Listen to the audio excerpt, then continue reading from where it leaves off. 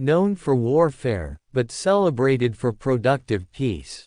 Led by humble steppe dwellers, but successful due to a mastery of the era's most advanced technology.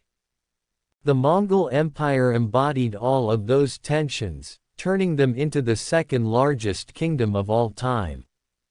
Contact between Europeans and Mongols began around 1220, with occasional messages from the papacy and European monarchs to Mongol leaders such as the Great Khan, and subsequently to the Ilkhans in Mongol-conquered Persia. Communications tended to follow a recurring pattern.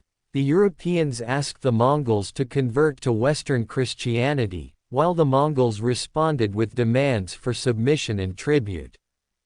The Mongols had already conquered many Christian and Muslim nations in their advance across Asia, and after destroying the Niziris of Alamut and the Muslim Abbasid and Ayyubid dynasties, for the next few generations fought the remaining Islamic power in the region, the Egyptian Mamluks.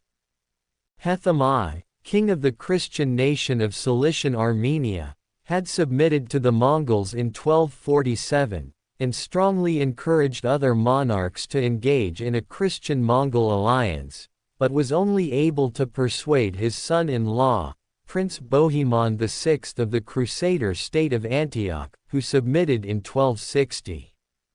Other Christian leaders such as the Crusaders of Acre were more mistrustful of the Mongols, perceiving them as the most significant threat in the region.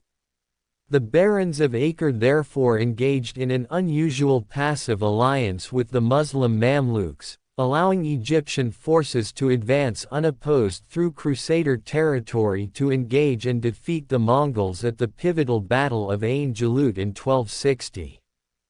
European attitudes began to change in the mid-1260s, from perceiving the Mongols as enemies to be feared, to potential allies against the Muslims. The Mongols sought to capitalize on this, promising a reconquered Jerusalem to the Europeans in return for cooperation. Attempts to cement an alliance continued through negotiations with many leaders of the Mongol Ilkhanate in Persia, from its founder Hulagu through his descendants Abaka, Arghun, Ghazan, and Oljetu, but without success. The Mongols invaded Syria several times between 1281 and 1312, sometimes in attempts at joint operations with the Franks, but the considerable logistical difficulties involved meant that forces would arrive months apart, never able to coordinate activities in any effective way. The Mongol Empire eventually dissolved into civil war, and the Egyptian Mamluks successfully recaptured all of Palestine and Syria from the Crusaders. After the fall of Acre in 1291, the remaining Crusaders retreated to the island of Cyprus. They made a final attempt to establish a bridgehead at the small island of Ruad off the coast of Tortosa, again in an attempt to coordinate military action with the Mongols, but the plan failed, and the Muslims responded by besieging the island. With the fall of Ruad in 1302, the Crusaders lost their last foothold in the Holy Land.